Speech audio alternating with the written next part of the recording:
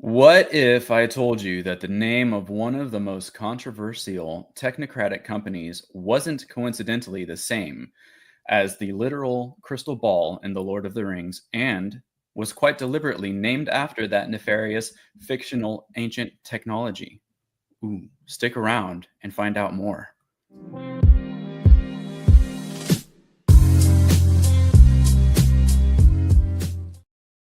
Good morning. You guys are watching Filibusted, and today we're going to talk about this really mysterious company called Palantir. And yes, the introduction that you heard from me, you heard that right. This is a data mining system and integration company.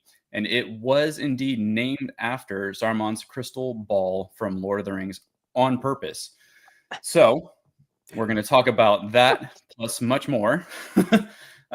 Who exactly? I've got a little thing written up. There's so much information here, guys. I might be a lot. There might be a lot of just reading from my notes because it's a lot to take in if you don't already know.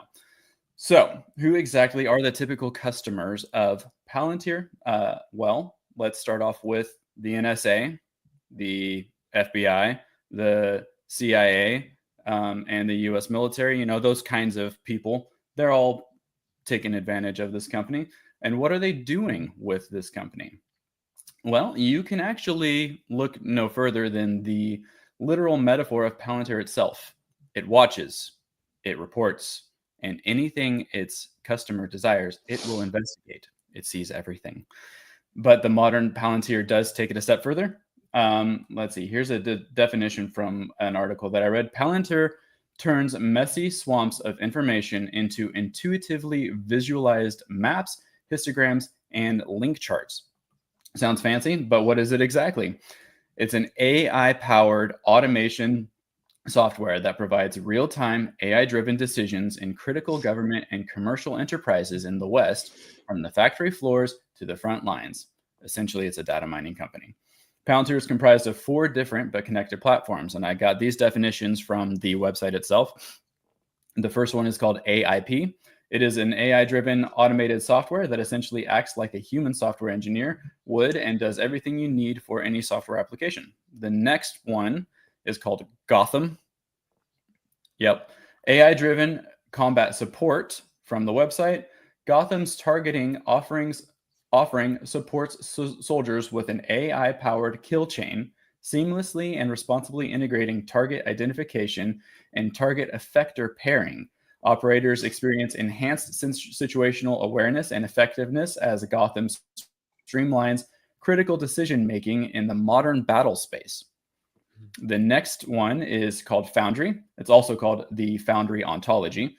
Ontology, I had to look up that word because I wasn't exactly sure what it meant. And the definition of ontology is a set of concepts and categories in a subject area or domain that shows their properties and relations between them. So Foundry Ontology says it integrates the semantic, kinetic, and dynamic elements of your business, empowering your team to harmonize and automate decision-making in complex settings. Another little bonus definition of ontology is that it is the branch of metaphysics dealing with the nature of being. Okay, and then the last one, I know, it's like... How many of these definitions are going to fly over my head? Okay, last one, Apollo. It's named Apollo from the site. I don't understand this one as much. This one's a little bit more like engineer software. You understood the last 3? No, just I can explain as much. I don't understand it as much. Like those, I understood those more than I understand what this one does. Okay, this one says it understands your software deployment landscape within hours, reliably deploys your software and manages releases, efficiently supports your software, and fortifies your compliance by making security the default. So you want me to explain that one, Doug? Yeah. Apollo is just a managing software that they created to enact Gotham and Foundry. So it updates it and manages it, maintains those, and across the board and across all the clients that they serve. So it's kind of like a middleman, essentially. That makes sense. Well, good. Thank you. Okay, so I'm going to have to jump around in my notes here a little bit because I just realized I want to talk about this first. So Palantir, that is really literally the name of the crystal ball that Saruman uses in The Lord of the Rings. And Who thought this was a good idea? Who thought this was a good? Well, so apparently, like, there's more. But wait, There's more. The most infamous of the Palantir co-founders is Peter Thiel. Pretty sure that's how you say his last name. I heard somebody say it that one way. He's a Silicon Valley entrepreneur and venture capitalist, and he is also known for these other companies. So I'm just going to go through this list. He's either founder or co-founder or investor, some mix of those things with all of these companies, right? And I think I'm going to pronounce these right, and maybe maybe Jake in the back can correct me and say, just tell me I'm wrong if I'm wrong. Okay. Naraya Capital, which is an investment company. Endural Industries, which is an AI defense and weapons group. Valar Ventures, another investment company. Rivendell One, a holding company. Whoa, he loves Lord of the Rings. Valor and Rivendell are both Lord of the Rings. Holy crap. Well, actually, and here's the last one. And Mithril, which is a venture firm. What? Every single one of these is a Lord of the Rings reference. Every one? Even the Every first single one. Naraya is the name of one of the rings. Oh yeah. OMG. Anduril is I can't remember what Anduril is, but it is the Valor and Anduril. They're Anduril. I don't know. It's I think there might be the gods or like the angels. Oh, Anduril's the sword. Thank you, Jacob. And Valor, yeah, the sword that was like broken. And Valor, I don't remember what Valor is. I should have written that down. But yeah, these are all actually references to Valor as a god, I guess. I think the Valor were like, some of the divine beings or something like that. Yeah, that's right. Yep, I read it, but so I love Lord of the Rings, but I haven't like really geeked out on it that much, which would be fun to do, but you can only say you love Lord of the Rings if you've read the Silmarillion. So you can only say you love Lord of the Rings if you founded 6 companies and named them all after Lord of the Rings for symbolic imagery to tell people what you got to redefine. You got to redefine a Lord of the Rings fanatic. I mean, he definitely sets I'm not that one, bar. by the way. If anybody's wondering, I have not even watched or read or any of that. But really, should watch the original trilogy sometime. Yeah, Tolkien is rolling over his grave. Fine, they are. Well, they are Peter the best Thiel, of the best. I don't know. Out there. Something about the magic and everything is not exactly something I'm into. Yeah. Well, Peter Spells Thiel and all that he kind of read them stuff. 10 No, thank you. times. I think I think it says an article I read said that he read it like 10 times in high school, the entire trilogy. So he really is heavily influenced. And then a little bonus one that he's invested in, which you guys will obviously recognize this right away, is Facebook. So yeah. Facebook, that sounds familiar. He actually shows up. His character shows up at the end of the social media or social network film. So he's the first investor in that film that gives them like a big chunk of money, $500,000 at the end. Oh, I didn't know. But it's obviously an actor playing Peter Thiel, but that's.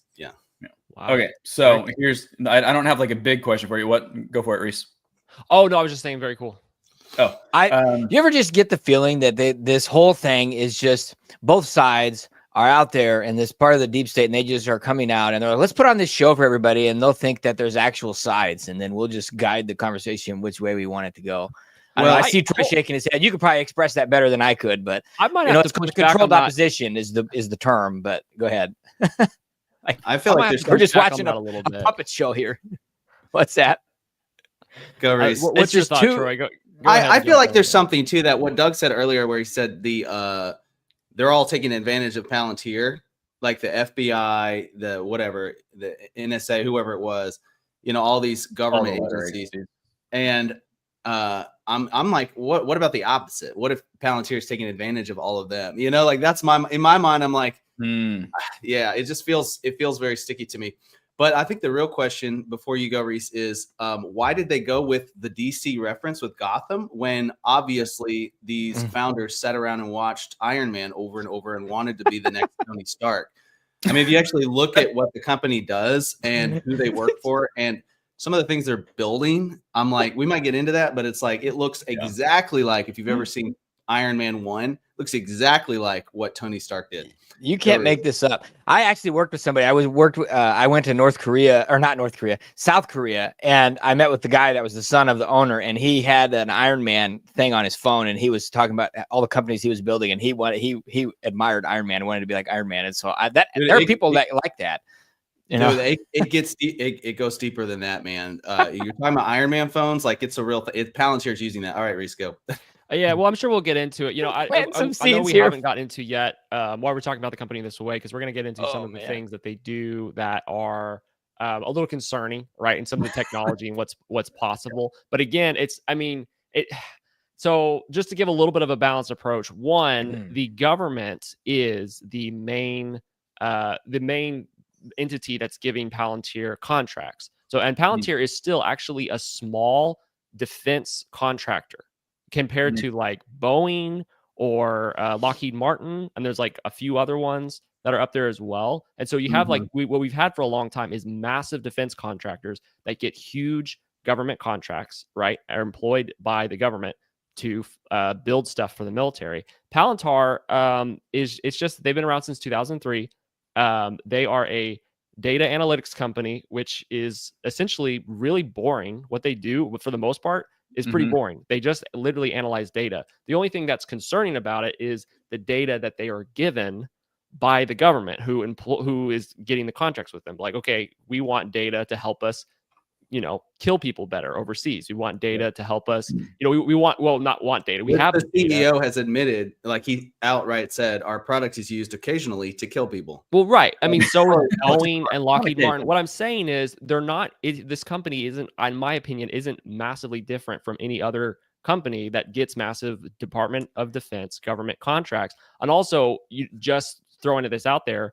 If anybody likes JD Vance, Peter Thiel is at least credited for being like the main supporter and bankroller for JD Vance's political career. And so if we're talking about somebody like didn't he invest Peter in some Thiel, company like, as well? we have these like evil, nefarious people in the background, doing evil, nefarious things with AI technology, which we'll get into. I know we'll get into that. I just want to bring a little bit of balance that I don't know if it's quite fair to right off the bat say like this is an evil company doing evil things. But it is a company that is growing massively, and they are being massively employed by the government. They also have government contracts with commercial industries as well, but they mainly get their contracts from, as Doug mentioned, the CIA, the FBI, Department of Defense. The JD Vance thing, that was actually in my next bullet point here. He was part of, actually, I think JD Vance started Mithril Capital. And he started it and he left in 2017 and then launched he was part of it. And then he left and started Naraya. I think I'm pronouncing that right. I'm sure. Naraya Capital, which is partly back from Thiel. And Thiel is considered one of Vance's mentors. Like they were actually pretty, like somewhat close. Interesting. And a major donor. He's a major donor to JD Vance's political career. Yeah. So that's an interesting angle that you're taking with that, Reese, which I don't necessarily disagree. Like the Palantir has been used for like some supposedly, like some good things within the military and the government. Like in Iraq and Afghanistan, it helped planners to avoid roadside bombs and track insurgents and all that. It has been suggested that it also helps locate bin Laden, but that's actually, from what I found, that's more of like a not necessarily true. It's kind of more like a rumor that got kind of blown out of proportion, and employees said that they're not allowed to talk about it, which doesn't mean they've also helped with the ICE raids as well. That's another thing, because like, again, we're talking about data, would make massive data. The government's like, well, I have all this data and I need somebody to tell me what to do with the data. And that's Palantir's, that's what they poise themselves as we're a solution company. We'll take all the data that you have, and then we'll AI and do our fancy analytics stuff, and we'll give you nice charts and graphs. And so they're giving them predictive analysis, essentially, of here's where you need to go to do workplace raids for ICE raids. So if anybody is in favor of deporting, which I know a lot of right-wing people are, illegal immigrants, Palantir is also helping with that as well. So I just wanted to balance out the conversation, but I know they do a lot of things. I would add in there, the military during the war in Afghanistan, the military used Palantir and some of their technologies pretty often to discover mines ahead of time, and the AI was able to locate them a lot more often than the people were, and save people's lives. So there's a lot of positives to it as well. A lot of good things they've done. But Doug, we have not let you finish your intro. So I want to hear the rest of your setup here so we can get to the main discussion. I know we're all kind of like itching to jump into it. But, That's okay, because well, I actually really like that, because normally the way that we kind of like design our conversations is like do a little intro and then ask a big question so that we kind of all answer it. But I didn't really have a big question because I just got so wrapped up in all of the many different things. So just like you guys jumping in is great. But Can I have a big question that I can summarize for you. Yeah. Is this just a privatization of the surveillance state? That's my question. Like China does? That's my question. I think it's a good question. I want to hear the rest of Doug's. You have a setup still, right, Doug? Like you have a lot in here. It's not all intro though. I literally on my outline I have like intro, main points, sub points. I deleted all of it. Let's go into it, Doug. Let's go into it because I want to get into some of these other things because I think there's a lot here before we start just like destroying the conversation. Before we start filibustering. Oh man, which we've already done. The area that I just naturally took it because my brain is always thinking, number one, a little bit more like what's not being said, and then number two, futuristic. I have a very long-term thought process, like where does this end up? So like what you were saying, Reese, I totally agree with, and I love that. Like the looking at it that from that angle, if only it were to stay there, it would be fine. I don't think that this company is evil. I don't think there's any sort of like nastiness going on. It's just surveillance. And if it were to stay at the, I'm going to bring some pushback later against that. Keep going, Doug. Okay. And so here's where my brain went when I was reading this. I was like, number one, technocracy, and number two, singularity. So I'm going to give a couple like definitions real quick. What is technocracy? Technocracy is a form of government in which decision makers appoint knowledge experts in specific domains to provide them with advice and guidance in various areas of their policy making responsibilities. That sounds like, fancy, but it has been understood to be mostly hypothetical. But when you combine the concept of technocracy, which what I just read, decision makers appointing knowledge experts in specific domains to provide them with advice and guidance, right? Basically some entity having information in a technological way that then provides those controllers of that entity with information about it. That's Palantir. That's literally exactly what it's doing, except Palantir is AI driven for the most part. And so we have an advanced technology that is surpassing expectations in many areas and not in some others, that is now gathering data and information and submitting it, right? So we're literally on the cusp of a technocratic institution. But I'm sorry, I just lost my train of thought. I'll jump into that. I mean, I think that it definitely goes back to, and obviously people are using, the Lord of the Rings analogy, right? Yeah. It kind of goes back to that a little bit because what you see in Lord of the Rings is you've got Sauron, who's the main bad guy for the sake of Ryan and all those who haven't read Lord of the Rings. I put Lord of the Rings on my desk one time during one of my live streams. I had like the Lord of the Rings books and people said, no, that's witchcraft. You can't have that. So I was like, all right, fine. I got rid of it. I was like, I just consider it like classic literature. I got rid of it and I put the Bible there. And then people said, you have your coffee cup sitting on top of the Bible. And because it had been sitting on top of Lord of the Rings and people freaked out. And I was like, all right, whatever. I can't make anybody happy. And so and then I just threw everything off my desk and anyways, but you've got Sauron, right? And he's this evil, like elite, he's this evil, like world power who wants to take over everything. And then you've got Saruman, who's like the wisest of the wizards, right? And so he's like, but he's supposed to be good. And he's supposed to be over this, the wizards are supposed to be like angel type of characters that are watching over society or whatever. Anyway, so it's a big analogy, sort of, but also just a fantasy world. But then what happens is Saruman starts looking into this quote unquote crystal ball called a Palantir, and he's able to essentially what you're able to do is you're able to see future events, but also talk to other people that also have one of those. And there's only 7 of them. And so the person with the greatest willpower is able to show the other people that are looking in what they want to see. But they're not able to, in the story, they're not able to use it to show anything. They're not able to lie. And that's kind of like what we see today with data-driven AI. You know, obviously AI has figured out how to lie, but if it's working right, it's not supposed to lie. It's just supposed to show the facts, the data. But the one with the greatest willpower is able, in the story, is able to show the other one the side of the truth that he wants him to see.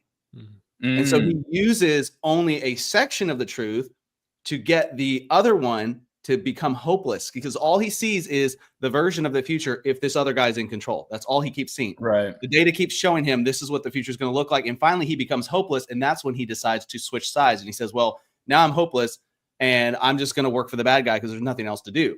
Right. And so then he becomes evil, you know? And so there, in my mind, I'm like, okay, why would you pick that for your company name, first off, you know? And then also, like, is there an analogy that's happening there that we're seeing also play out in the real world? You know, and obviously there's a lot of, you know, somebody may say I'm being superstitious or something by asking that question, but I'm asking the question because there's a lot of you know, I'm using that illustration, and there's a lot of similarities. There's a lot of parallels there, you know, because you can use that, you can use the data. And we've seen, I've got some of the notes here, you know, some of the stats here. We've seen that they've used the data to paint certain pictures that aren't the full picture, but you can convince governments, you can convince departments to do certain things based on, well, here's the data we're showing you. Yeah. And here's the weird thing is cancel culture, and this is my last comment, cancel culture and what's politically correct has been able to infiltrate the data, and the people that are in the company revealing the data, they've put restrictions on what data can be shown based on, well, that's not politically correct, so we have to restrict that data. We're just going to show the rest of it. We don't want to be labeled as Facebook. racist. You know, we don't want to be labeled as whatever. And so then they show certain aspects of the data, and it's like, uh-oh, wait a minute. Either we're looking at real data or we're not, you know, and it's we're not seeing the full picture. So that's a potential problem. So, I mean, I think you hit the nail on the head there. Can I give I don't know if now's a good time, but can I give a little history here leading up to Palantir? So let's go back to the 1950s, the 1970s. So that's when the CIA began experimenting with mass data collection, and that was during the Vietnam War. And so the military surveillance techniques, that's when they began laying the groundwork for domestic use. So in the 1980s, there was a company called Promise, which is the Prosecutors Management Information System. That was a cutting-edge database that was designed to track complex legal cases, and it could track individuals across jurisdictions. And so there's a little bit of centralization happening there. Well, the company actually, they developed this advanced surveillance software, and it happened. Actually, they started to partner with the U.S. government. And so they actually, Inslaw was the owner of this Promise software. They sold it to the U.S. Department of Justice under contract. But then the DOJ, actually, they allegedly broke the contract, bankrupted Inslaw, and then stole the software. Okay. And then you have MainCore, which gets developed as a database, which is a classified list of American dissidents. And so that was to be used during national emergencies. Okay, so then in MainCore in the 1990s, that's when the surveillance infrastructure was kind of under the radar. And then in 2001, the surveillance, after post 9/11, their surveillance expanded dramatically. And then you have DARPA, which launched the TIA, which was the Total Information Awareness. And that was supposed to be creating a all-seeing surveillance system. And there was public backlash about that. And then in 2003, so that was shut down. And then a few months later, Palantir Technologies was founded. And that's when founder Peter Thiel, Alex Karp, and others. And then it was backed by NQTel, and that's the CIA's venture capital arm. And then you have also, the goal was to apply PayPal's fraud detection logic to counterterrorism. And so then you have 2010 to 2020s, that Palantir's Gotham and Foundry, which we've started to talk about here. And so, now they're giving back and having CIA, Pentagon, and DHS and all of them are using this software. And so it's expanded its predictive policing and civilian data integration. And so I don't know, I think it's great because this technology can know that you're a threat before you do. I mean, that's fantastic. It's predictive, and it can put you in jail before you do the crime, even before probably you're thinking about it. What you're talking about, Ryan, is what we keep seeing Palantir do, is that one company is started, one company says, we're not going to do this anymore, or they get shut down for some other reason. And then Palantir comes in and takes over and does it. So like another example is Palantir took over the Pentagon's Project Maven, which was in 2019, Google decided not to continue developing AI unmanned drones used for bombings and intelligence. That's what they were doing. They said, we're not going to do this anymore.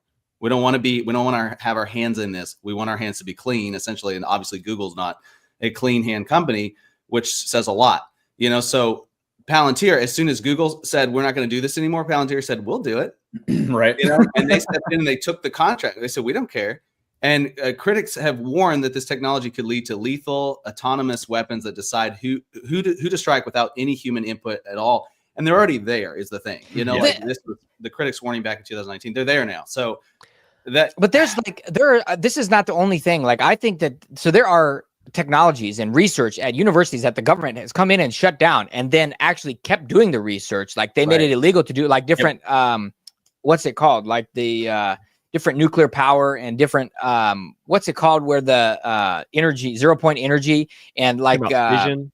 Yeah, fusion. Yeah, nuclear fusion. One of the ones where it's like it's just infinite energy, essentially. Yeah, fission. like an anti-gravity technology and all those kinds of things. There's all this stuff that was happening, and this is, I think this is an example. Yeah, this let's shut down this company that has government ties, but maybe not in this specific technology area, and have this other company take this up that does have the government ties in these areas. Like, for me, this is just exactly parallel to what China does with mass surveillance. They have social credit scores, they have facial recognition, they have behavior flagging, all this kind of stuff that's all tied together. We've talked about this many times, where it's just a big centralized system that when someone jaywalks, it can recognize their face and go automatically take the money from their bank account before they even get home. And then their app is updated and they may not even be able to get into their own apartment because they got to scan their phone to get into their own apartment. And so like that's exactly what this is. In China, you have a state-sponsored capitalism model. It's not real capitalism. And this is just doing a private, it's like the other flip. It's like the privatized partnership for surveillance, So let me give you a problem for,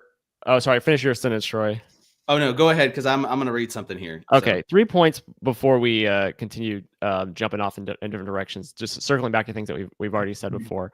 The first off, I don't think we've mentioned this, but we are the predictive technology. The only instance I know of this being used yet, now there might be more, but as far as on civilians, is in the 2010s.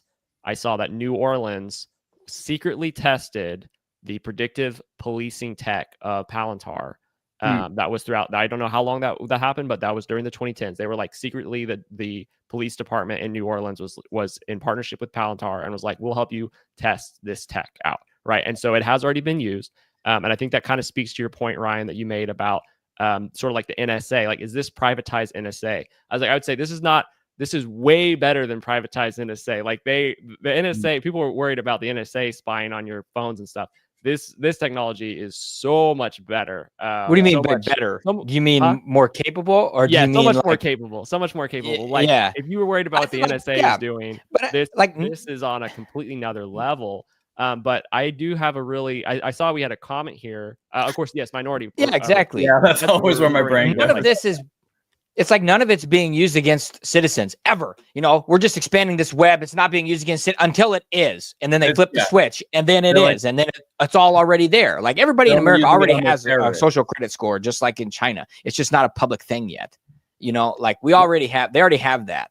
Yeah, I'm not aware of that, but this is important. 2 important points, actually, a commenter made. Roshan, the first one is that, of course, the Lord of the Rings actually tells biblical truth. So hopefully this comment will inspire Ryan to go watch the Lord of the Rings. Thank you for that. You can find the gospel in every single up and down story. It doesn't matter what the story is. You can make the same argument. J.R. Tolkien, he's Catholic, and he infused. Maybe we should do an episode on that. Actually, I have a lot. It's really good. That one. I would argue if you want what he actually intended, I would read the books instead of watching the films. Okay, because somebody else made the film, so there's that comment. All right, but the more for our sake of our actual discussion here, same commenter, Roshan, for thank you. Commenting on Troy's discussion earlier, Troy, that's all data and mainstream media now. LOL. So this comment is actually really insightful, because what it's referring to is the fact that Troy was saying, well, the danger behind these models, these AI models, these predictive AI models, or these AI models that are the techno. What did you refer to them, Doug? Technocratic or Technocracy. Technocracy. What you get is the more that technology advances, once you start putting that in place of human decision making, it's like, well, this AI or this model is now telling us what to do, and it's telling us the truth. It knows better than we do, right? And it has all the data, and we're trusting it putting out the right data. And so now we're putting it in place of, human counselors essentially, or human directors. And now it's telling the humans, okay, I've analyzed everything. This is the best decision for you guys to make. But and Troy was pointing out the weakness in that is if their data is not correct, or if it's skewed in a certain way, which we've seen examples of essentially with all across the board with AI. Everybody's seen kind of like the woke mind virus invading in AI because the companies that made the AI are biased, right? And so they that bias, they program it into the AI, and so it doesn't give you certain information, it doesn't frame things in a certain way because it has a political bent. But as this commenter was pointing out, we already have that problem today. Even if you're not using AI models, even if you're literally just looking through data, we literally already have that problem. When people quote statistics, I'm not going to curse on this channel, but I've heard like over and over again, it's a famous quote about like there's lies, and then there's like really bad lies, there's expletive lies, and then there's statistics, right? And essentially saying that you can make statistics say whatever you want, and you can bring that to the public. If you torture the data enough, you can make a statistic mean whatever you want, and then that's your proof for why we need to do a certain thing. And so as far as people saying, "Oh, this is going to put us in a really bad spot," we already have that danger with what we currently use, but the danger is just that as it gets more advanced, we trust it even more. That's more of the danger. We're trusting it so much because this AI model said this person is going to commit this crime or this thing is going to happen in the future, then we must do this action. Can I read? Sorry, Ryan, go ahead. And then I'm going to read this example of what it does. Is it? Okay. Yeah. I was just going to say that like stats is such a big thing. Like I did a Six Sigma black belt, and that's like a huge statistical thing in like lean manufacturing. And we had a project that literally we were trying to get 20% downtime reduction. And we look at all this data. And if we applied this reverse square thing to the data, then we met the goal. If we didn't apply that, we did not meet the goal. And so then the question is, ethically, do we apply that? Like, are the statistical rules, do we meet the goal? So that is a real example. We did apply it and we met the goal. I mean, it was the logical and ethical thing to do. But like, if you have things like this, like kids learn long form math before they use a calculator, and you should learn copywriting before you use AI to do your copywriting. But we're skipping this, where we're just saying, let's just have AI do everything. We don't understand any of it, but we'll just get the result of it. And then now that's where you have it. So now you can go to your example. Yeah, the problem with that is then you can't tell if AI is actually doing it right or not. It's done. Yeah, you can't. And you don't know what data it's leaving out, and it's the same thing if you do all your research. I want to read this as an example of what we're kind of generally speaking about. And then Doug, if you want to get us back on track, if you have a certain direction for us to go, that would be awesome. But sure, I do. This is Metropolis. So currently, Doug talked about the two main programs they have, which is Gotham, which is more intelligence based, and military whatever operations. You call it, operations. And then you've got Foundry, which is on the other side. That's more commercial. So there's actually a predecessor to Foundry, which was called Metropolis. And originally Metropolis was called Palantir Finance. So Metropolis was used by JP Morgan to monitor. So here's why I'm reading about Metropolis. It was the predecessor is because they have the information and the examples for that one now available. Whereas with Foundry, it's harder to find because they don't want to tell you what they're actually doing. But because people are currently using it, right? So JP Morgan used Metropolis to monitor employee communications and alert the insider threat team when an employee showed any signs of potential disgruntlement. So they're going to pull you into the office, and whatever they do after that, the insider threat team, you're being contacted by the insider threat team to come talk to them. It's like, after that, guess what? If I wasn't disgruntled, I'm going to be pretty dang disgruntled at that point. Like, it's like a self-fulfilling prophecy. Anyways, that's beside the point. Here's how they did it. They used emails, download activity, browser histories, and GPS locations from the JP Morgan owned smartphones that everybody carried. And so as a employee of JP Morgan, they monitored my location at all times, all my browser history, all my download activity, any emails, also transcripts of digitally recorded phone conversations, all my phone conversations, if I'm using that phone, and who knows what else it's listening to. And then they sorted and analyzed this information for any specific keywords, phrases, and patterns of behavior. And then they reported it to the insider threat team. Wow. You know, and said, hey, here's a disgruntled employee, you know? And so to me, I'm like, that is, you know, potentially okay, Well- you know, in that environment, but take that and apply it now, which Palantir is now, you know, being used not across the board, but in a lot of different national situations, you know, like ICE, like the NHS in England. It was used during COVID to monitor the vaccine efforts and the breakout as well. They also used it to try to monitor analyze the breakout. You know, breakout, it, and then it to try to wasn't track just vaccines. it wasn't just that though. It was like who's taking the vaccine and all that kind of stuff as well. Right. So Right. a lot of strange applications there potentially.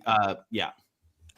So I think, like, for me, I agree. I think there's a case to make for companies doing this, but they need to be explicit about it. Like, I worked for a Fortune 100 company for 16 years, and I knew every email, everything I did on my phone, everything I did in instant messaging in the app that we were using, all of it could be monitored and used by the company. Now, I wasn't doing anything that I didn't care if they saw anyway, but there's a reason. Like, you don't want people using company materials to look at explicit stuff online, or you don't want them, you know, sharing trade secrets that they shouldn't be sharing. You don't want, like, that makes sense. But if we're talking about, like, very quickly taking this and turning it into, oh, by the way, here's all the person's bank accounts, and here's all and it's all in this same system, and here's all the legal things that you know, that they're involved in, and here's all this, you know, that's where you have an issue. And so I think that's the thing, Ryan. It's not just those details; it's everything. They're monitoring everything, right? You know, right? And you've got to use the company phone, and every conversation you have, you know, we're going to monitor. You know, so yeah, and it's embedded. Like, that's the problem is with this, is that it's being embedded, and it's already embedded, and there's already all these different partners, and it's under the guise of private business only. But then until the switch is flipped, you know, and so that's the concern here. And yeah, this is where this is exactly right here. It's a slippery slope for sure on many fronts, but that's a going here. The example that, like, I would give on this is, I don't trust stuff like this. I don't like stuff like this. I think I'd rather just work for a company that I felt comfortable enough to go to when I had problems, instead of them spying on me to figure out whether or not I have problems. But to go with your, I know that's not realistic either, unfortunately, for the most part.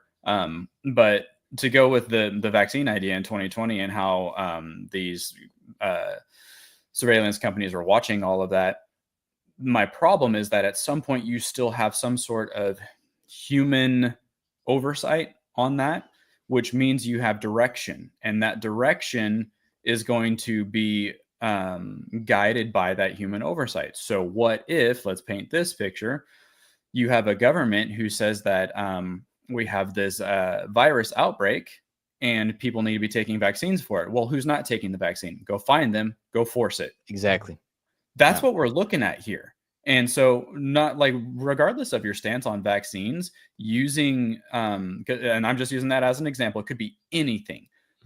Regardless of your stance on that, what I think a lot of us can agree on is that we don't want anything to be forced on the people. And that's not happening right now. I'm not saying that's happening right now, but we are rapidly moving toward that reality. Yeah, and this is where I keep going back to the main problem here is an unengaged electorate. I will always be going back to that, because the lawmakers and all these people should be investigating these things. They should be in behind. A lot of this stuff is going on, and it's not above board. We don't have like it's these black ops, and it's all this kind of stuff that's behind the scenes. And we have a lot of elected officials that are probably benefiting from it, or they're just sort of out of the loop on it, and they shouldn't be, or, you know, it's insane. So that's where we need to be informed on this kind of stuff. And we need to be either reaching out or putting pressure on or running for office ourselves. You know, that's where, that's the solution to this. But you know what, there's also just the way things are going to go, and there's a sovereign God over all of it. And that's why we need to be trusting in him and not our ability to understand all this and be proactive about it and go against it. You know, there's a bigger picture here. Right. Yeah. We're not gonna launch your next campaign yet. Yeah, I'm not announcing anything. Don't make that public at this moment. The channel's not big enough yet. But a couple interesting things that I found that are kind of red flags when it comes to this company. They were sued back in 2011 by i2 Inc. and they were sued about fraud, conspiracy, and copyright infringement when it came to Palantir's algorithm. So essentially, this other company is saying, "Hey, you stole this algorithm. You didn't write it yourself.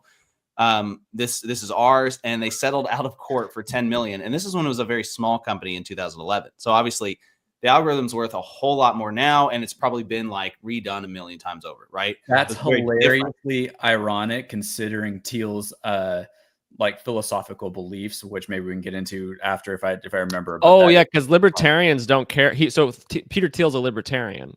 And I've heard of but that's not the part that I'm talking about. Well, the libertarians don't usually care too much about intellectual property. They don't think there should be patents on anything. Everything should just be open source, and you should just be able to do whatever you want, so to speak, in that regard. Can you pull up Lou David's comment here? I want to make a comment about that. He says, but lawmakers should be vetted. Lawmakers should be vetted first because much evil is done in these lawmakers. Okay, look, did you know that to work for to be a congressional staffer, so if you want to work for a U.S. senator or U.S. House of Representatives representative, you have to go through a background check. Do you know who doesn't need a background check? An elected official as a senator or a representative. That's crazy. Wow. Did you know that? Well, isn't that nuts? It's the same thing. You remember the Australia the law we just talked about with Australia and the how they're taxing the unrealized capital gains. I found out after the fact. I found out they excluded the legislators from the law. Right. So it does not affect those in government. Like it's like the elected officials, and it's like, oh my gosh, what on they earth? receive access to all that classified information by virtue of a constitutional role. It's not about being vetted. That means we understand Reese, your face is awesome. Don't want it to apply to us. We're going to push it on everybody else. No, I'm connecting two things here. One, y'all are talking about two different things. Troy is talking about something that is inherently evil, which is politicians being able to get out of the laws that they make. We make this law, but it doesn't apply to us, which should be, honestly, I think that we should make an amendment to the Constitution because our congressmen do that as well. They'll make laws and then say, but this doesn't apply to us in this way. I think that should be an amendment. That should literally not be legal. There shouldn't be anything that they can pass that doesn't apply to them. But to push back against your point, Ryan, about, well, the aides have to go through background checks because they're hired, but the electors, the people that we elect, they don't have to go through background checks. Well, actually, that you probably would be against them having to go through background checks. Imagine if there was a conservative running for election and he was forced to take a background check.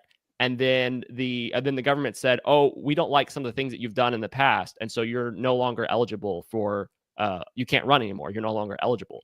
Like that. Well, I mean, then we need to look the kind of stuff we're talking about right here, which but we need to look through. Saying, you say that they should have that, but and I can see a real world scenario where you would flip and say, we shouldn't be running background checks, or at least we can run the background checks, but they shouldn't determine if we can vote for somebody or not. Okay. Now I understand that. Who are you allowing to say who you can vote for, you can't vote for? You can't vote for this person because we ran a background check and we don't like what is in their background. I think but there are things that we need to come back to Palantir. Sorry. But one final statement on that, though. But I would say is what matters is what's in the background check. So I've had background checks to go into foster parent training. I've had background checks to do stuff in Brazil. I've had FBI background checks here in the U.S. for different things. And so is a criminal history. There's different types. It depends on what is in. It's for security clearances. So it's a matter of getting access to certain information and whether that person should have access to that. So I agree. If the FBI is corrupt, it doesn't matter. They're going to say, hey, you have a Bible, so therefore you shouldn't be in public office. I agree. But the point is that there's security clearances for some and not for others. And that makes no sense at all, because if that person's compromised, then this person, it doesn't matter if they're compromised or not. And so that's kind of the point there, is that it doesn't make any sense, and it's an imbalance. Yeah. All right, Doug. Okay, back to you. On track. What I really wanted to talk about with this whole conversation comes down to singularity. And it involves still more Tolkien, funny enough, and where this is going. So, like I said before, where we're at, excuse me, where we're at isn't necessarily like a big nefarious thing, right? But it doesn't stop here. It continues developing and evolving into something else in the future. And I am young enough to know that I will live long enough to see whatever this development is. And so I'm looking towards that end goal. So I made, and the way my brain works is I make connections in random places, particularly with story in real life, because I love both of those things. So to talking about Tolkien, first, I want to set the stage for this a little bit better. the concept of it being biblical, like there are biblical truths in like the Silmarillion and even in, you know, the regular Lord of the Rings and all that, which I don't disagree with, but I would posit to you first that actually Tolkien's writing, and I'm not anti-Tolkien, I love his stuff, but it's actually more influenced by mythology and the occult. And what I call it is accidental occult, because what Tolkien was is he studied the all of the mythologies, like Nordic mythology and all that, right? That's one of the big ones. Well, that's the occult. When you break it apart and you analyze what's going on with all of the stuff that he studied, it is an occult movement that has been happening persistently over the years, right? So he naturally is going to have that influence. Now, I know that he was a Christian, and I believe that he was a Christian, but you cannot help but have those things influence your writing. When you look at his, if you really, really analyze his writing, it resembles occultic mythology more than it resembles biblical theology, I believe, because occultic mythology also resembles biblical theology. And the problem is that what's happening is with that stuff is you're telling something that is mostly true and very agreeable, but there's this one tiny little thread of a lie that's woven in there. And like I said, I don't think Tolkien did it on purpose. In fact, I think that this stuff is a warning as to what's actually happening in the world. And that brings us to the singularity. And Tolkien was warning us about the coming singularity. And Can I give you? What's up? Go ahead. I thought you were going to pause. I was going to give you a quote from Tolkien. Oh, go ahead. Yeah. He says, "I cordially dislike allegory in all its manifestations. I much prefer history, true or feigned, with its varied applicability to the thought and the experience of the readers." So, right. So yeah, Tolkien has repeatedly claimed that he did not write this with the intention of it being an allegory or a metaphor or anything like that. But regardless, it became one because of his influences. So whether or not he intended it that way, there's a lot of connections in there. And we just, as humans, when we tell stories, we can't help but take it that way. So my question is, like, why is Thiel so, and other, you know, Silicon Valley sycophants, so obsessed with this story? Okay. And that comes down to the eventuality of singularity. Peter Thiel is a Christian, by the way, and he believes in the redemptive power of the Bible. So let's talk about singularity for a second. Singularity is a hypothetical point in time at which technological growth becomes uncontrollable and irreversible. Okay. Now let's think about the main theme of Lord of the Rings. What is the end goal for the Lord of the Rings on the nefarious end of it? It is the one ring. It is the one power. It is the one ruler. It is one overseeing, all-seeing entity that controls everything, right? Mm-hmm. And it is using in that story a type of technology to get it to that point. And if it does get to that point, then it's irreversible, right? And that is singularity. It's just a mythological view of singularity. Well, sorry. No, go for it. I was just thinking of like that illustration where, you know, it says one ring to rule them all, right? Yep. And so he created one ring, and he also created a bunch of other rings, but he had the one ring on his finger, and then he gave the other rings to the other people that were in power over the different societies and so to me, what is Palantir? It has Gotham, Foundry, Apollo, AI, Titan, Meta Constellation, Skykit, Metropolis. These are all of its different rings that it's placed in different. Anyways, and it controls all of it. Okay, and just Palantir to kind of hit the one ring essentially. So I'm going to let you finish that. Well, let's finish what you're saying about singularity before we hop on. So you're saying that the this company is trying to get to singularity, which is that it is the one that has the technology that advances to the point that it kind of controls everything, and you can't. A singularity is a moment. Or is there something else I'm missing? A singularity is the moment. If you think about any post-apocalyptic film, right? Mm-hmm. Where like something happened, and then that started a ripple effect, and then all these other things. And singularity, essentially, if I'm understanding it correctly, is a moment when there was no return. You know, they did something that caused a huge effect across the board, but it was one thing that happened that started this ripple effect, and there was no going back after that. So when you're talking about technology, it's like we created this AI that was a little over the edge, it was a little too powerful, and then we essentially either didn't have control of it anymore, or it had its hands in too many things, and there was no going back. Is that right, Doug? Would that be a That is, and so that's pretty accurate, and you can apply that concept to just about anything. But in the world that we live in right now, singularity applies most relevantly. Is that a word? Like to technocracy. The two combined are putting us into that Minority Report type of world, which obviously Minority Report is just a movie, and it's missing a lot of information, and it's dramatized or embellished in whatever ways. So it's not an exact metaphor, but it is a pretty good. And there he is. So while I say, Doug, if you get back to your thought there, I'm gonna share something as well that I mentioned earlier. I do have more, but go ahead and share what you're. Keep going. No, keep going. I'll go ahead. I wanted to. Yeah, go ahead.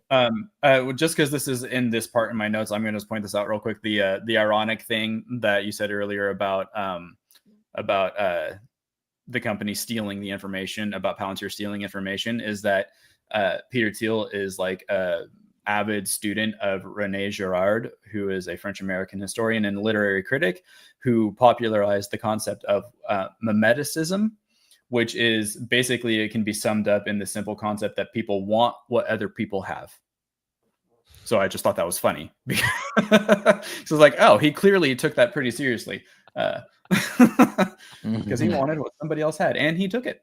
Yeah.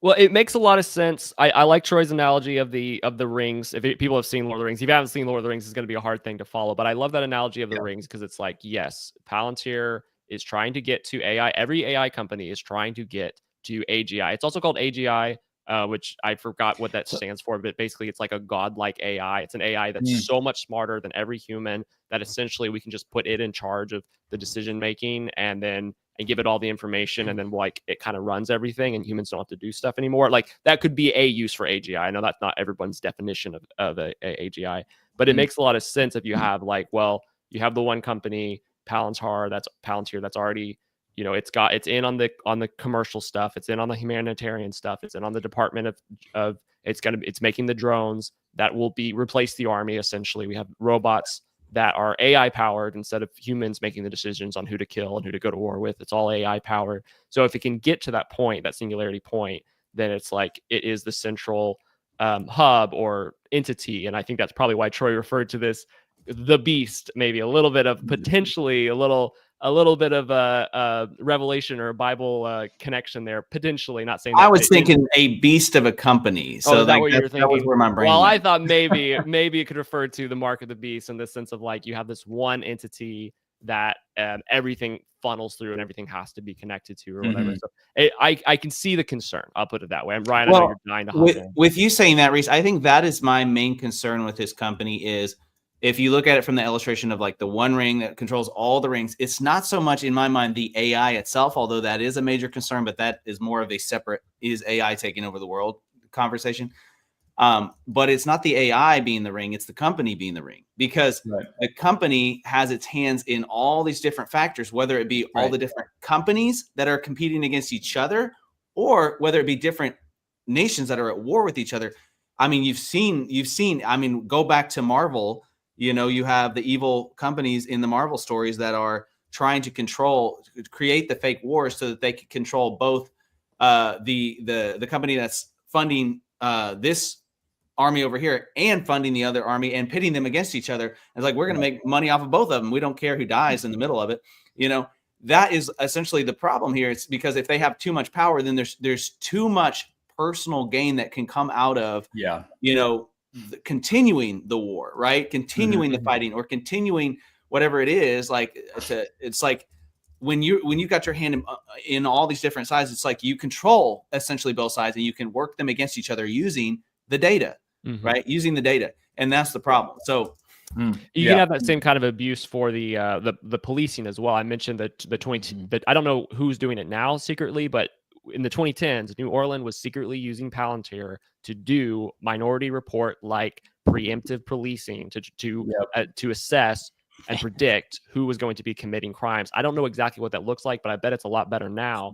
And you can have the same situation where it's just like, well, as a company, we make more money when our privatized police force ran by AI does more arrests, right? So let's just like tweak the AI a little bit to make it seem like there's more criminals than there really are, and now we make more arrests and we make more money. You know, that's just like one of a billion different like potential abuses for this sort of thing. So and this is exactly the point right here. It's the man that wears the ring. It's not necessarily the ring itself. It's whoever is wearing it and using it that is controlling. Right. And that's why, you know, I watched in preparation for this video, one of the videos I watched, which if y'all are interested, Valuetainment host Patrick Bet-David did a video on Palantir that was very interesting and entertaining. One of the things he said was Trump's not going to be in charge forever. That's what he said. Trump's not going to be in charge forever. Right. And he said the evil wizards could get control, you know, and the funny thing is he posted this video like 2 days ago. We planned this conversation with using the illustration of Lord of the Rings before he posted that video. And he had the same exact, like he went down that same rabbit hole. So very, you know, obvious, like kind of illustration there with the company name and everything. But at the same time, it's like, that's the truth of it, is like when somebody is holding that ring, you know, like you've got even in the story, you've got a hobbit who's pure of heart, you know, and they give it to him because they're like, well, we know you're not going to try to take over the world. You're the last person to try to take over the world. Right. And so they hand it to him, and that's fine. Right. But then the eventual goal was to destroy the ring, you know, and we all realized any of us, even the good wizard Gandalf, doesn't want to touch it because he knows as soon as I get that amount of power, I'm going to get corrupted, and I'm not going to be able to control it. Right. It's going to corrupt me. And so I don't even want to touch it. And so that's kind of the idea here, is that like, you're not always going to have somebody that has your best interest in mind. But if you give them this kind of power, whether it be the government through a third party company, or whether it be the company itself or another government, whoever it is, it's like, or it be the World Health Organization. You know, I mean, that's the other side of the coin, is that they got sued already based on some of the things they did with the vaccinations and the COVID epidemic. You know, and they got sued. Let me see if I can find it. The reason they were getting sued, if I can, well, let me see if I can find it. It had something to do with the fact that like everything they put their hands in had to do with people, had to do with harming people instead of helping people get better or something like that. So it's just this idea of it wasn't helping, you know, like it was just harming people. So, it's just, I was saying Biden he put stuff in there to give up our sovereignty, to give health and all this kind of stuff to try and go toward the global organizations to where they're calling the shots for global epidemics. And then the U.S. would have to follow the protocols that the World Health Organization says, which is basically controlled by China, which is insanity. Thankfully, we've exited that since Trump has backed us out of that kind of agreement, thankfully, with WHO. But you know, it could go that way again. I get that. So can I? Ryan, go ahead, because I'm going to throw this. I know we only have like a few minutes left. I have a final rant that will be just. I'll save it for my final statement. Well, this is my final thought. This is my like a takeaway. I'm thinking through this whole thing and like what you should do. So I know that we're all conservative here. I know we typically think in like even some libertarian like terms of, or at least right-wing conservative like terms of smaller government, we don't want people to have all our information, we don't want the government to be running everything. As we're looking forward to the future, I am going to be 100% honest. I do not know if that is possible. I don't know if the libertarian dream of we are all going to live in a nation, but the government really doesn't have complete control over everything. They don't have all of our data centralized. They can't do this kind of AI minority report stuff. They can't use an AI supercomputer to determine, you know, what should be done or what shouldn't be done. They can't wear the ring, right? Essentially, a lot of Christians, a lot of conservatives are worried about this developing. And I wonder, I'm curious, is there any way to stop it? Is it inevitable? Because it kind of feels like it might be inevitable. Like if it's not Palantir, it'll be this company. If it's not them, it'll be this other one. It's like the technology is advancing to the point where it's like this might be just completely inevitable. There's no way to stop it. If that's the case, now this might offend people, but I'm not saying I think this is true. I'm just throwing this out there. I'm just thinking about it. would it not be better? Would it possibly be better to choose who your king is going to be? Because we're talking about basically a ultimate king that wears the ring, that runs the AI, that runs everything. And they're like, they call all the shots. There's no more democracy. There's no more, it's a benevolent king or an evil king. Would it not be better for us to get to choose who it's going to be? Or are we going to allow it to be basically Xi Jinping? I'm not saying his name correctly, or whoever the next dictator of China is, when they develop the super AI that ends up basically ruling the world, and he's the one that's in charge of it. Like, are we going to allow it to be him? And so I'm just going to throw this out here. This is really interesting because Alex Karp, who's the other co-founder, we haven't talked about this. You have Peter Thiel of Palantir. He doesn't say, I don't know a whole lot about him being public. He's not very like a public facing figure. Alex Karp, though, he's really public facing, and he's a little crazy. He says a lot of crazy things, but he's written a whole book called Technological Republic, where he basically argues that the West is the best culture on earth. America is the kindest, most generous culture on earth. And the Silicon Valley needs to support its advancement and it's protect it. And that's what he's like trying to do. So he claims through Palantir, he's trying to build up the American empire so that it doesn't fall and a different country ends up becoming the big dog. So through Palantir, he's making America, in charge forever, essentially, right? So that's what he's claiming to do. And he claims to love the West. He claims to love, and he wants to protect it and preserve it. And I see you shaking your head, Ryan. But again, how do you prevent someone like this from taking control? Like, can we really just live in the woods with our guns forever and escape this kind of future? Like, I mean, it's a serious question for me. I don't know how conservatives and libertarians avoid this happening at some point and replacing. But maybe you guys have a different opinion. Yeah, for those, I'm just going to throw this in there for those that have seen the Marvel films, because I keep going back to the Tony Stark thing, right? I mean, Palantir is launching not just the AI, and not just all of that, but they're doing the actual physical stuff too. So they've got a contract with the U.S. government to deploy Palantir trucks that are able to, they've got Palantir backpacks, they've got Palantir phones, I believe, like different things for people to carry. So it's like it's expanding beyond that, and it's all has the AI stuff running through it, right?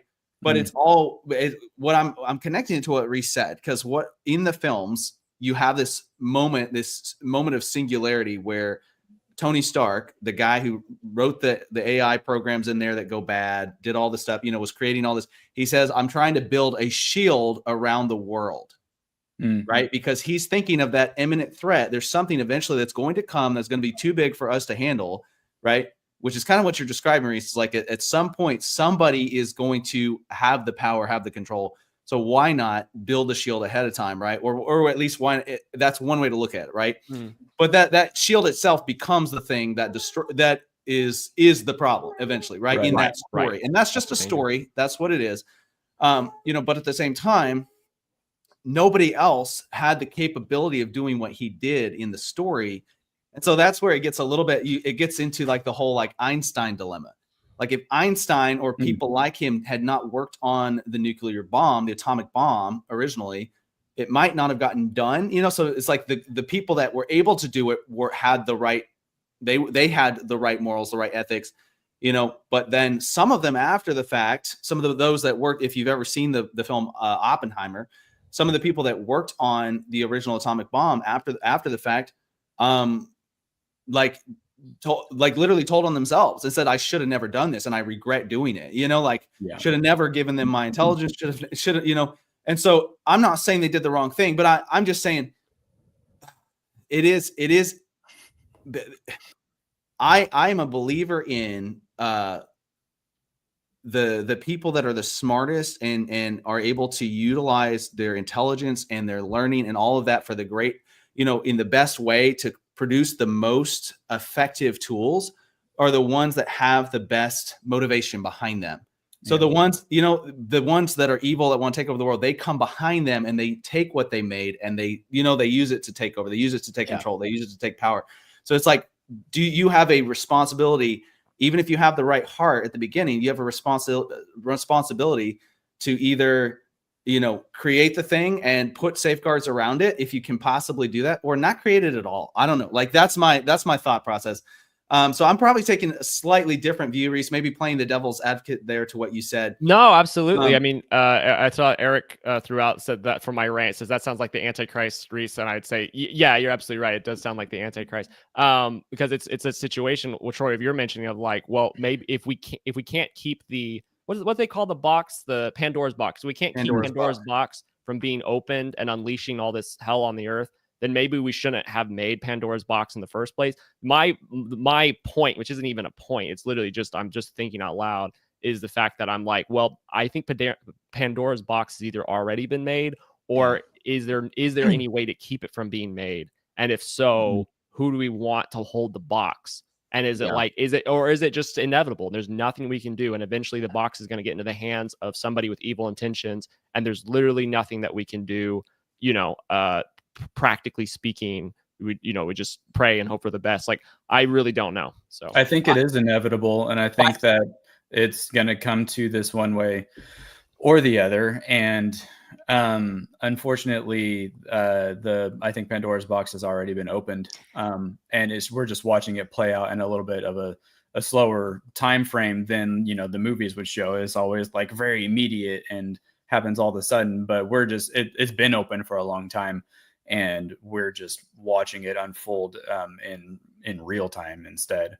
I do. This is like, it's kind of like you're walking on the edge of a knife, because this absolutely, the toothpaste's out of the bottle. Like, it's not going back in. Like, once large language models and generative AI was public, that was it. Like, there's no going back. And if it's going to be in the hands of the evil people, well then, okay, we need to have the good people doing the right thing. But then now we're on the edge of the knife. And that's kind of like, well, then how do you do that without having it someday being able to be taken over? I guess we got to look at the biblical prophetic narrative and see where we're going to be going here. Yeah, because the Bible told us exactly what was going to happen. And this is, I think we'll push towards wrapping up.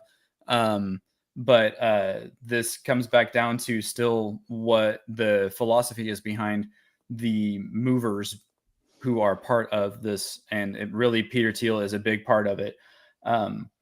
There is we have to remember what the definition of deception is, right? When we look at the things happening in the world right now, we are presented with different angles on what it is, and we all get to interpret that in our own ways. But it's really tricky. Like I said about the Lord of the Rings and Tolkien, it's mostly truth, but there's a little bit of a lie woven in there. And what happens is you have this thing that looks really good, really pretty. And I personally think that the end of all these things is going to come with a stamp of approval on it from even Christians, from God-fearing people who have good intentions. And that's why it's the great deception, because it's going to look so good and it's going to be so accurate. Like you were saying, Reese, if we're going to have a king anyway, can't we just anoint the right one? Well, the unfortunate truth is that the right king isn't going to be here until Jesus steps down to this earth. So no matter who you anoint as king, there are going to be problems, because this is a flawed human world and there's still sin in this world. So it could be like a lesser of evils, but it's still not going to be a great end. And so I want to get into Peter Thiel. There's an H in his name, so it throws me off. I just want to say that was the awesomest mic drop moment we've had so far. But I wasn't. Oh, well, good. Thank you.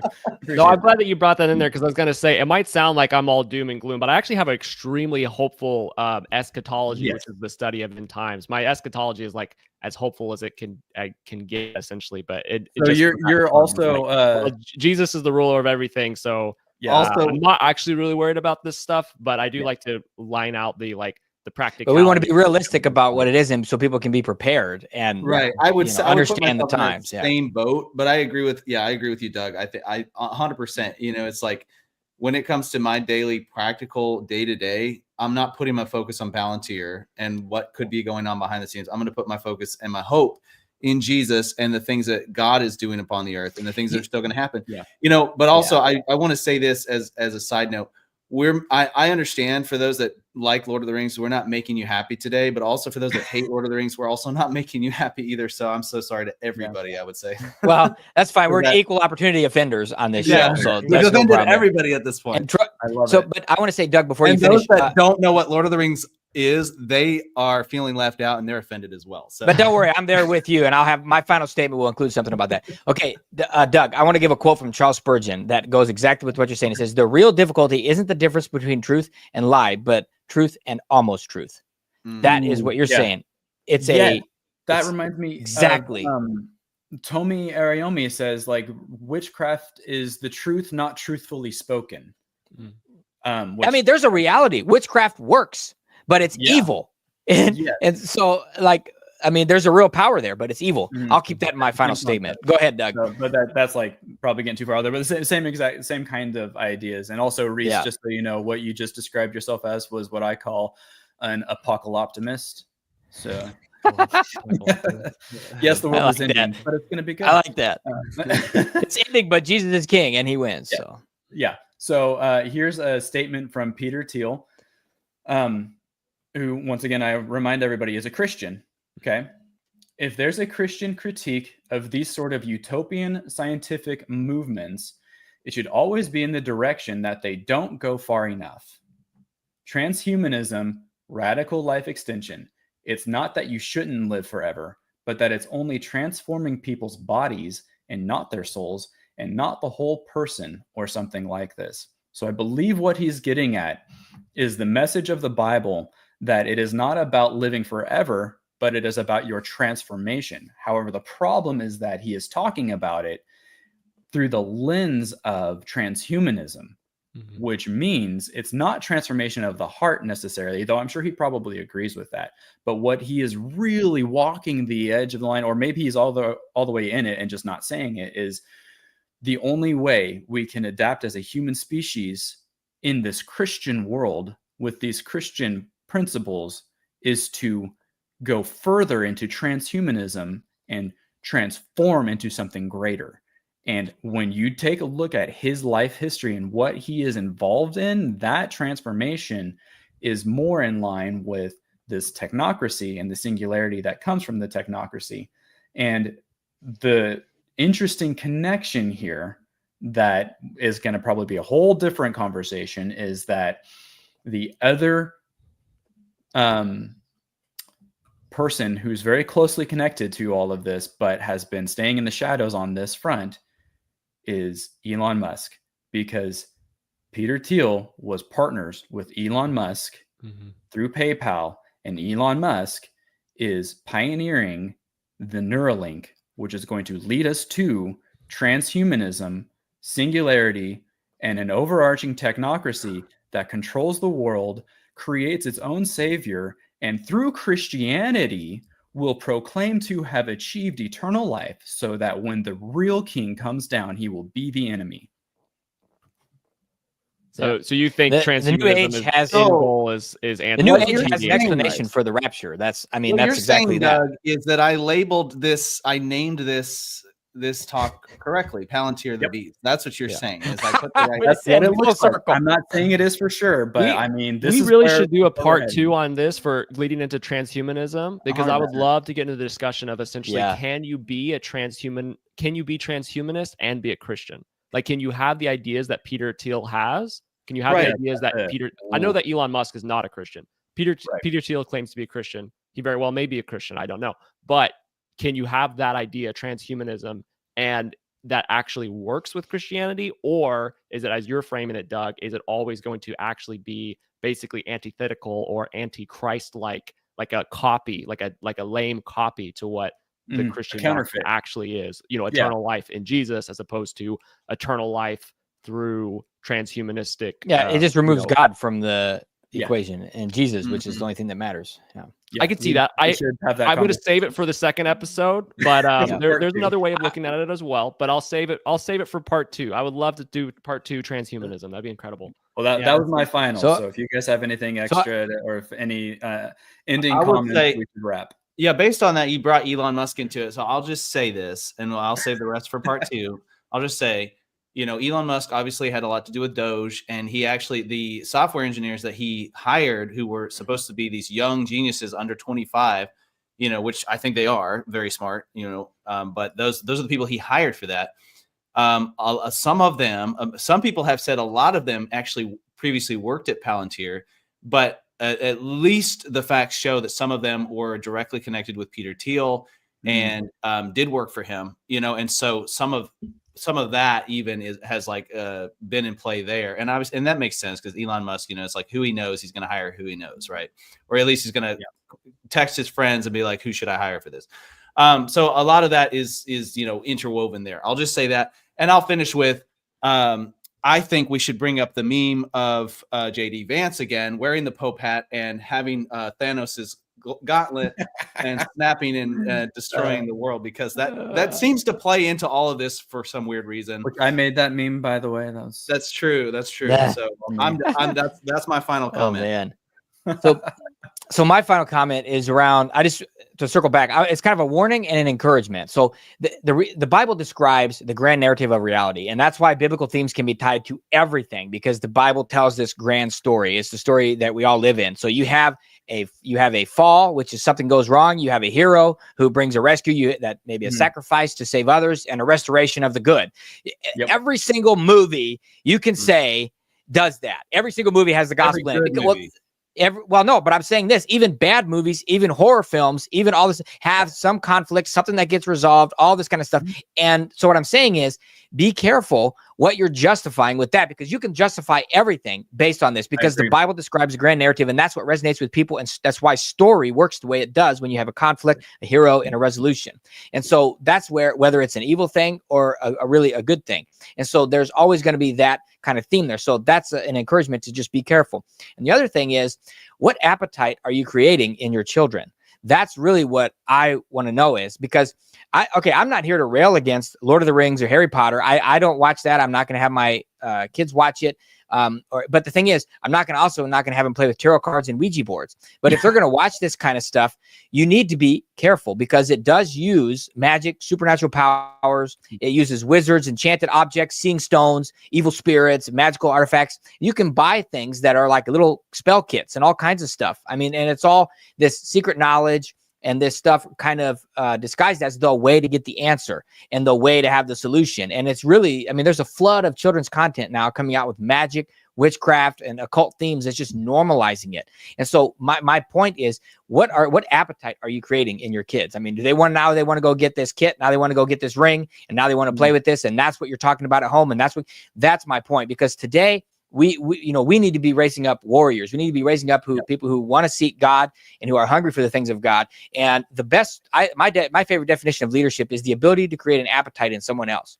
And so the best way for me to get my son to love reading the Bible is to show what it looks like to love reading the Bible, and to go after those things. And so that's my point is, hey, if you're going to watch this stuff and be about this stuff, okay, but just be aware of the appetites you're creating and make sure you're stewarding that the way that God wants you to be stewarding it. And you need to be aware of that in your house. Yeah, Ryan, I think that probably would lead us into another discussion. We could probably have another day as well, because I have some points to kind of push back a little bit against that. I agree with most of what you're saying, but I think that would be a different discussion. So we'll have to, if y'all want to hear that discussion, we definitely could get into that, and that would be fun. Yeah, that would be very good points.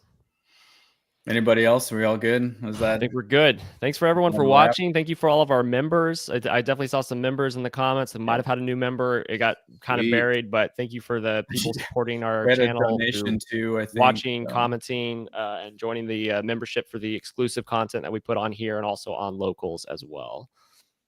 Yep. See y'all next time.